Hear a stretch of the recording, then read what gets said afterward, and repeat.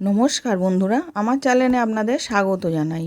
আজকে আমি আপনাদের বানিয়ে দেখাবো ডিম ঢেঁড়স ভাজা।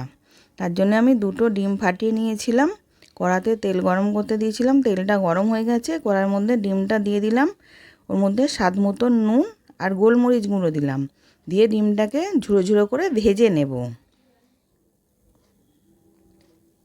এবার ডিমটা ঝুড়ো ঝুড়ো করে ভাজা হয়ে গেছে, আমি নাবিয়ে রেখে দিয়েছি। এবার ওই কড়াতেই তেল দিয়েছিলাম, দিয়ে ঢ্যাঁড়সটাকে ছোট ছোট করে কেটে নিয়েছি।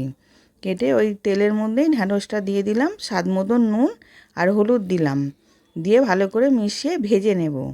এবার এমন ভাজবো যাতে সেদ্ধও হয়ে যায়, ভাজাও হয়ে যায়। এবার ভাজা হয়ে গেছে, নাবিয়ে নিলাম। এবার ওই কড়ার মধ্যেই তেল দিলাম, রসুন কুচোনো আদা কুচোনো দিলাম, দিয়ে ওটা হালকা করে ভেজে নেব। এবার হালকা করে ভাজা হয়ে গেছে, এবার ওর মধ্যে পেঁয়াজ কুচানো দিলাম, কাঁচা লঙ্কা কুচোনো দিলাম, দিয়ে ওইগুলোকেও ভেজে নেব।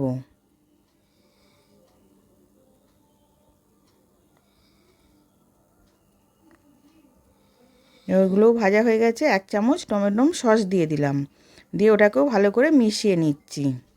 এবার ওর মধ্যে ঢ্যাঁড়স ভাজাটা দিয়ে দিলাম, ডিমটাও দিয়ে দিলাম,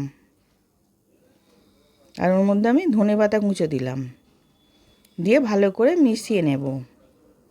এবার যারা ঢ্যাঁড়স খায় না তাদের এরম করে ভেজে দেবেন, তারা ঠিক খাবে। এত সুন্দর খেতে হয়েছিল। এবার ভালো করে নেড়ে চেড়ে এবার আমি নাবিয়ে নেব। এবার আমি নাবিয়ে নিয়েছি, সার্ভ করার জন্যে রেডি। আশা করছি ভিডিওটা ভালো লেগেছে। আমি হাজির হব আর এক নতুন রেসিপির সাথে।